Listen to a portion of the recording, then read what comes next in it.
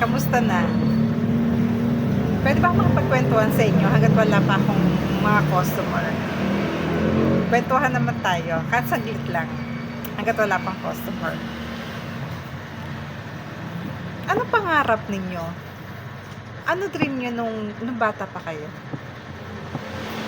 Lalo na ngayon, di ba malapit na Valentine's? So, ano dreams ninyo matanggap this coming Valentine? Ilang araw na lang Valentine's na. Dream nyo ba makatanggap ng rose, chocolate? Yan. Marami sa atin, di ba, yan ang pinapangarap. Makatanggap ng chocolate, ng rose, yun. Especially galing sa mga mahal sa buhay, yun, sa mga boyfriend, sa asawa, yun. Except sa mga anak, gano'n. Ako kasi, yearly naman nakakatanggap ako ng mga chocolate, rose, ganyan, mga surprise gift, ganyan. Galing yun sa mga anak ko.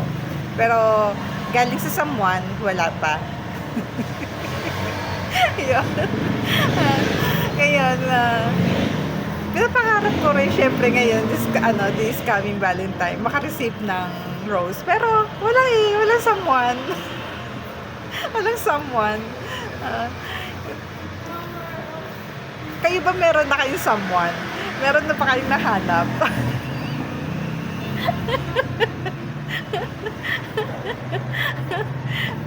May nahanap na ba? Sure nyo naman. Lalo na yung mga may someone dyan. Yung mga nakaka-receive lagi ng mga chocolate, rose. Pag nakaka-receive ba kayo ng mga gifts na galing sa someone ninyo, may mga dito to, may mga naka-attach na letter, love letter, yung mga ganyan. So, parang ang sweet, di ba, ng ganon. Except sa ibibigay sa yung rose or chocolate, tapos may nakalagay na letter, love letter, yung ganon. So, nakaka-receive pa ba kayo ng ganon? Kasi tingin ko parang ngayon, parang wala na ako nakikitang ganon o bihirang-bihira na lang. Kasi nakikita ko kasi karamihan, pag nakaka-receive ng chocolate lang binibigay, kaya rose or chocolate, yun lang, ganun lang. Tapos, magde-date kakain sa labas, yung ganon. Tapos yung iba nakikita ko, ayun, nasa mall sila, inaabutan ng rose, yung ganon. Yun. Pero walang nakalagay na letter, yung ganon. Mas sweet para sa akin kasi mas sweet yung ganon, may letters nakasama. Yun, sa parang mapi-feel mo talaga yung sincere ng isang someone mo kung gaano talaga siya ka-love sa'yo. Yun. Kwento nyo naman sa akin. Share nyo naman sa akin para naman ma-touch ako.